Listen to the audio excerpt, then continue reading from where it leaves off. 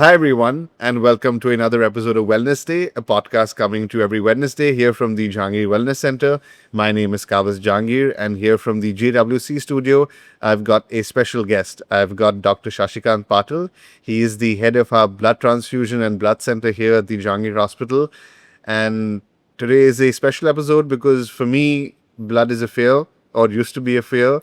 And a lot of that has gone because of you, Doc. So thank you so much for what you do and for what you do at the Blood Transfusion Center. So thank you so much for being here today. Thank you so much for Kavas, for inviting me at this Absolutely. podcast. And I must say, this is a very nice platform to spread the world of blood donation. So before starting, I think I must congratulate you that you have donated blood, I think now multiple times. Absolutely. This is the second time that I've this is the first year that I've actually donated blood ever, but I've done it twice this year. So, and that's actually because of you. So I must thank you for that. But we will come to that at some point. Right, sir. So, first question actually I have for you. I said I have a fear of blood. I'm actually wearing red also Okay. in honor of Following you the theme. and the theme of today's podcast. But how did you get into this as a focus in your medical field? Yes, I must tell you that I was the first MD transfusion medicine student Okay. to take this seat as a post-graduation course Right. in Maharashtra from government hospital. Okay. Otherwise, this course was present only in FMC and also and in I think in some colleges in North. Right. In Maharashtra, KM Hospital was the first hospital to start this course. Okay. And the motivation for me for doing this course is to do something different. Absolutely. Because it's actually, sorry to interrupt you, Doc, but is because it's one level sort of behind the scenes. You know, you're not like a typical doctor who's always meeting patients and stuff Exactly. like that. So it's a very interesting field that you decided to get into. Sorry, please go on. Yeah. What happens is when you are a clinician, Yeah. because in my family there are many clinicians. Okay. So when you are a clinician, you are mostly engrossed in patient care, patient treatment, Exactly. and their follow-ups. Right. But there is very good group in the society who is also ready to treat those patients, but they are not doctors. Yeah. But we can call them as next to doctors or the other heroes Yeah. who are equally or ready to help patients, and they do this by donating blood. Right. They are voluntary blood donors. Oh, The people you're talking I am about talking donors. about voluntary blood I thought donors. you're talking about Yeah. yourself. I am Okay. talking about voluntary blood That's donors, lovely. and my field revolves around this group of people, Okay. where we actually increase awareness of blood donation among common people, Yeah, yeah. and those who are blood donors or who are donating blood for the first time, Right. we encourage them to donate blood repeatedly, because a blood received from or donated by Right. a repeat voluntary blood donor is considered as safest as per our national blood transfusion guidelines. Okay. Why is Because these donors gets repeatedly checked up for their various clinical parameters, and also their blood is Right. tested repeatedly for very critical diseases such as HIV, hepatitis B, Okay. hepatitis C, malaria, syphilis. And after one time, a regular blood donor gets very much socially sensitized Right. that his blood is going good going place. into the veins of Yeah. some patient, and it has to be safe. So they are very much socially aware about their responsibilities. My experience is exactly like that. Yes, and feeling of giving develops. Yeah, and that fulfills is that the satisfaction which a blood donor gets is of tremendous level. For society also, we can say that we create very good citizens if we create a blood donor out of common people. Absolutely. It's like, that's like, for me, as I was telling you, that this is the first year that I've ever donated blood. And the first time I did it was unfortunately under distressed circumstances with someone who was very dear to me. So, they required blood, and Yes, yes. I had a terrible fear of it. But, I was like, I have to do this for this person anyway. So that was my motivation to do it. And then I did that once, and then you organized a blood donation camp recently, Jahangir. which at Jahangir Hospital, which I then said that now I must do this regardless. So You were the first blood donor on the day. correct. Early in the morning, I came and gave that. But coming to that, so that was my experience. It started from a place of a requirement for someone who really needed blood. And even though I had a big fear of it, it was, there was an emotional connect for me too. I wanting to do that. Right. How do we get more and more people to start donating blood? What are the typical myths that people have this fear of? I'm sure there must be many people like me who have this Right. fear of blood. So how do we break that down and get more and more people to donate blood for very important reasons, which we'll come to next, of course, why it's important. Right. Because see, we can divide these myths in two different groups.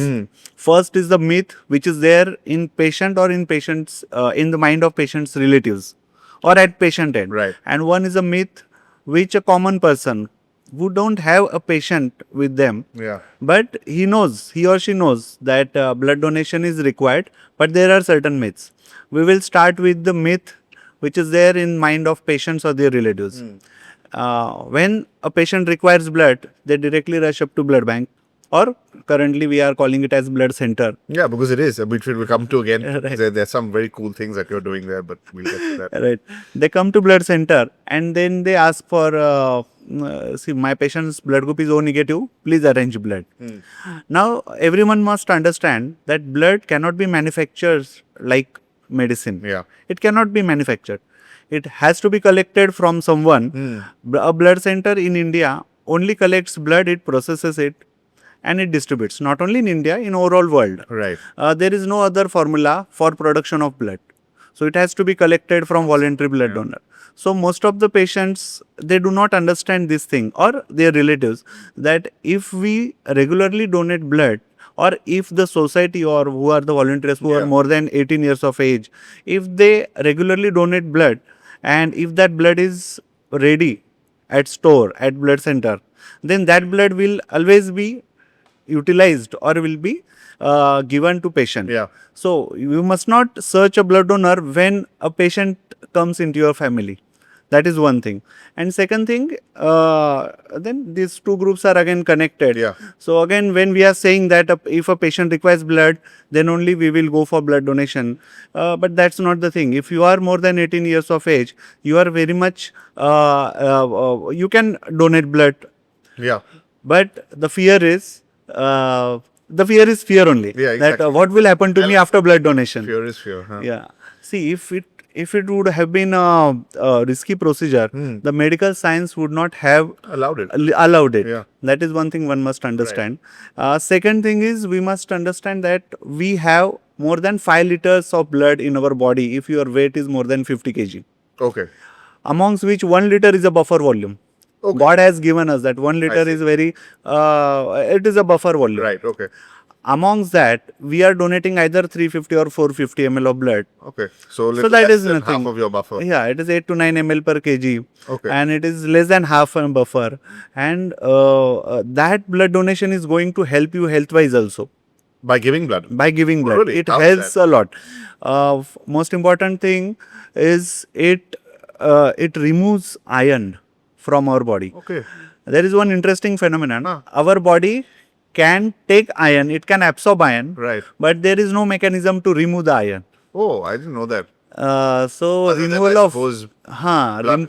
there is no mechanism to remove iron. Okay. The only mechanism is to absorb it and to store it in the form of ferritin. Acha. And whenever we require that ferritin or that form of iron is being used by us. Acha. The drawback of this system is that if this iron gets stored in our body and if this iron store means it crosses the limit, or if it is in excess, then the iron radicals are formed, and these iron radicals are very much prone for developing cancer Okay. in patients. Oh, So it helps to prevent cancer. Regular blood donation helps to prevent I didn't know cancer. this aspect about blood donations. That's actually good for your health. It's not Yes. just a feel-good thing. It's actually something that... It is good for our health. Okay. It is definitely good. It prevents many things. Right. Most of the study also says that our blood pressure and diabetes also remain in control. Okay. There are associations, though not completely How proved. interesting. But coming back to the point you were making about the, the buffer aspect of that 1 liter, and then someone donates about 300 or 400 milliliters of blood. How long does it take to replenish that after donating? Yes.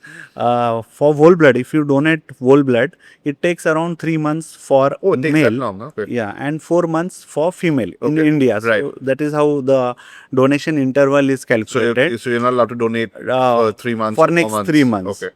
But you must understand that there are now multiple types of donation.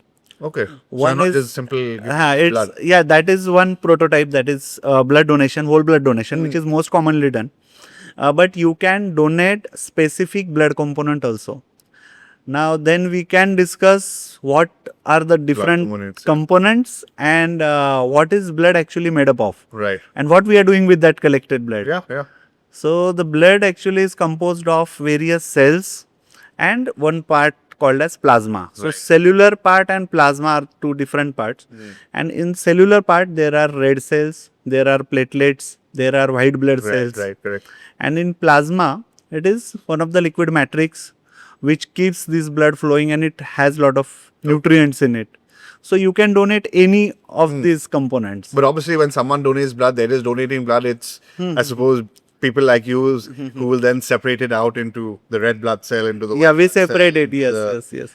plasma. If whole blood is donated, we separate it into different blood components, but there is different component laboratory for this.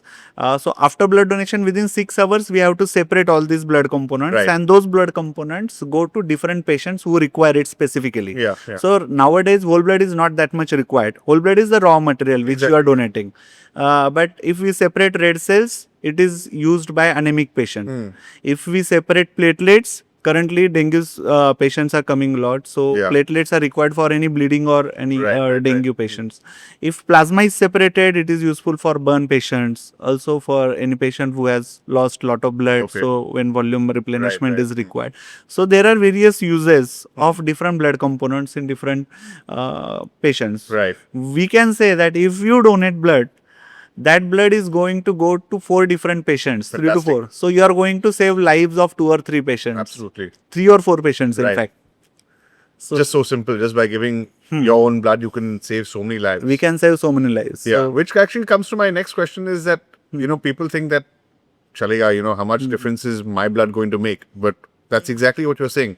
One person's blood will make a difference to 4 people's lives. it makes a huge difference. Yesterday only I received a call from Right. one of the nephrologists. Okay. I was in a meeting, Yeah.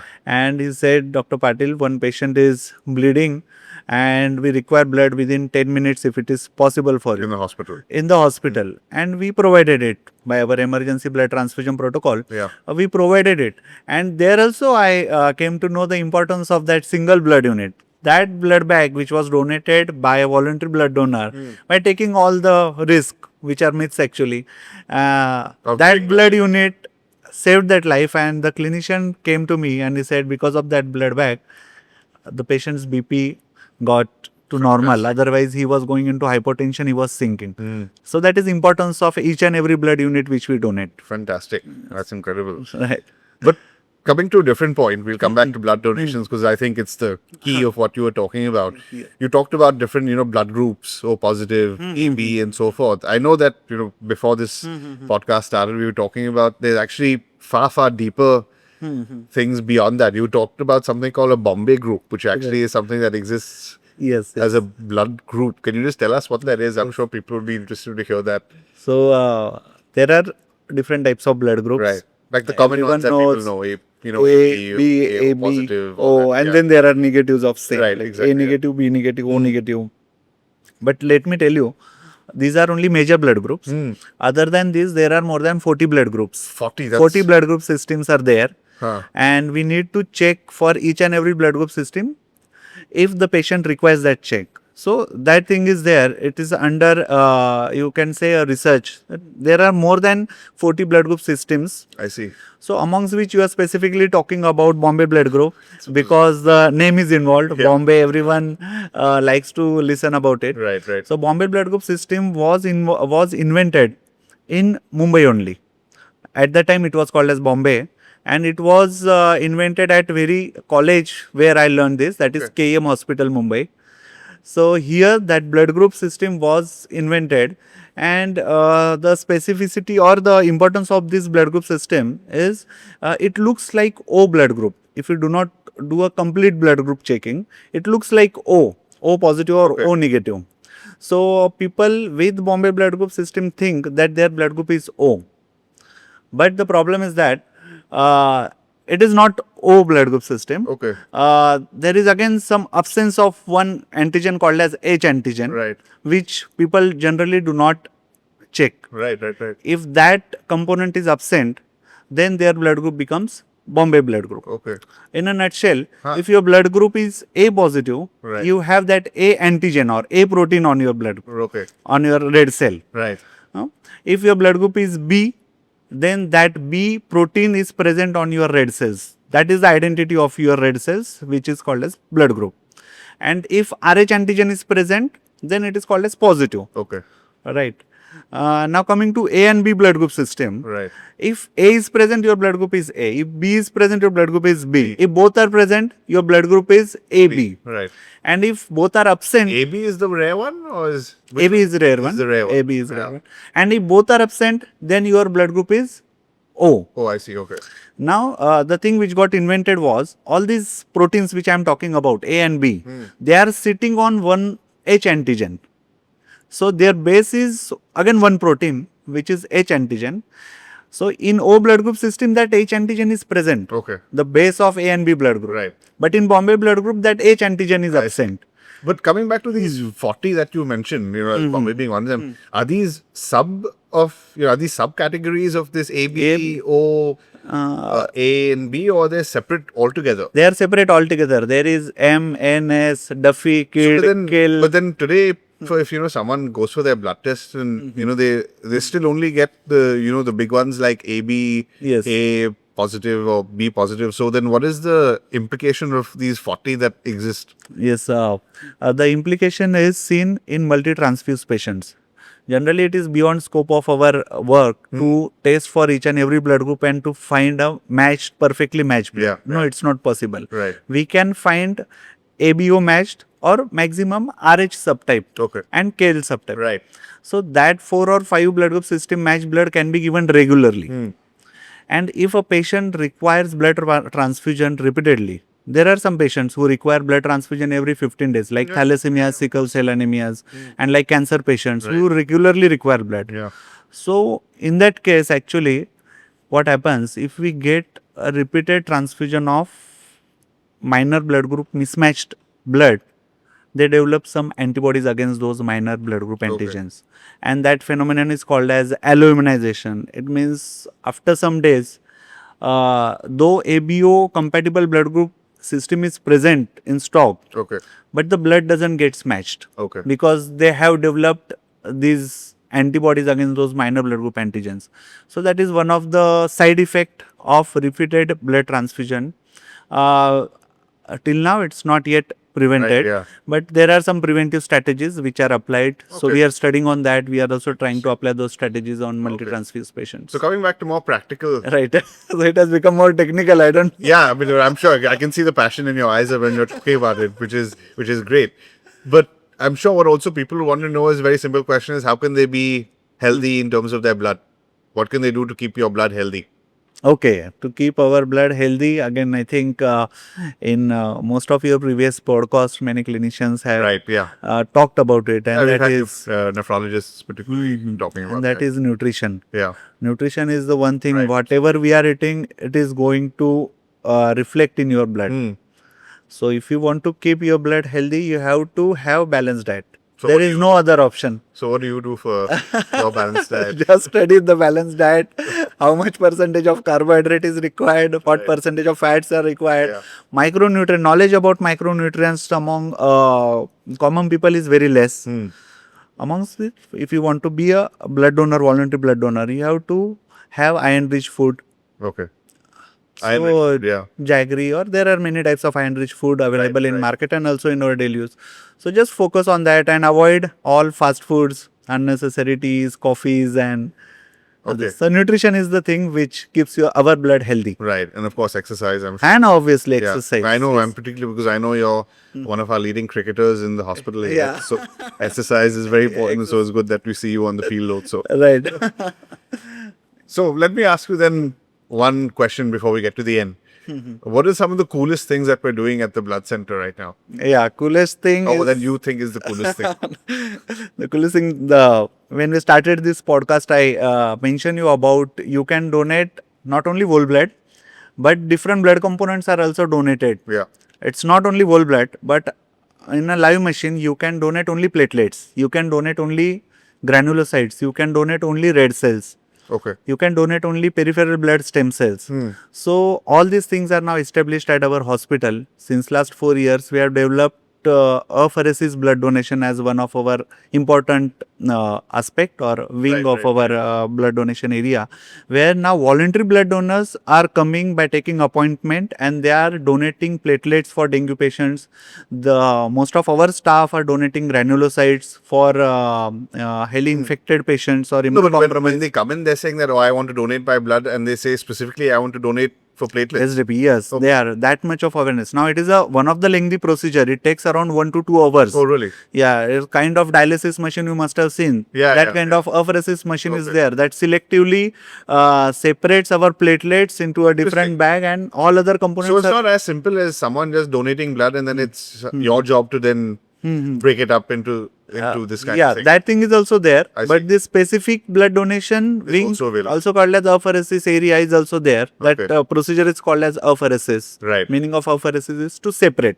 I see. Okay. So- Right, that makes sense. Huh. So the people also come to donate only platelets. It's 1 to 2 hour long procedure. There is one nice TV provided, and our whole team is also quite being nice to all of them, and everyone welcomes them. And donors are taking interest because now they have understood the importance of specific blood donation. Absolutely, yeah. So daily 1 or 2 donations are happening at our hospital for platelets, so specific. for granulocytes, yes. That's fantastic. So that is one of the coolest thing. I say it coolest because lot of commitment of blood donors is involved. Yeah, I didn't And realize. Yeah. And many blood donors are showing that commitment and they are coming to donate voluntarily. Yeah. I think it's Maybe cool. my next donation should be Yeah, please, sir. something Please, specific. Kavas, yeah. Absolutely. Well, it's been fantastic talking to you, Doc. So, Yeah. thank you so much for all the insights that you've given. Specifically, the one that is new for me is that blood donation is actually good for your health, It is very much. which is something yes, that I didn't realize. Of course, we know the importance of it from a society and from being able to help someone's life or now many people's lives. But the fact that it's actually good for you is something that's new for me, and I think that it's something that'll be interesting for a lot of people who are hearing this to know that, and hopefully will encourage more people to Right. donate blood as well. In Ayurveda, Ah. one treatment or therapy is Rakta Mokshan. Acha. There, most of the diseases are treated by removing 350 to 400 ml blood from your body. So yes, it helps for our body. It helps for well-being of one voluntary blood donor. Okay, lovely. Any last message you'd like to leave us with Yeah. Doc, particularly for blood donations, I'm sure. The last message mainly for younger generation. So most of the blood centers or many people or many group follow this dictum, that is 25 by 25. Okay. Till the age I reach 25, till I reach the age of 25, I must have donated 25 times. Wow. Okay. So any kind of donation can be done, either whole blood donation or platelet donation. Right. But you start donating blood because again blood cannot be manufactured. Yeah. And once the young generation start donating, then it will certainly help patients. Yeah. And now that I've started, I've got a lot of catching up to do. So I'll be Yeah. definitely doing that as well. Thank you for that lovely message. And thank you so much for all the insight that you've given us here today, Doc. So thank you so much for being here. Thank you. Thank you you. so much.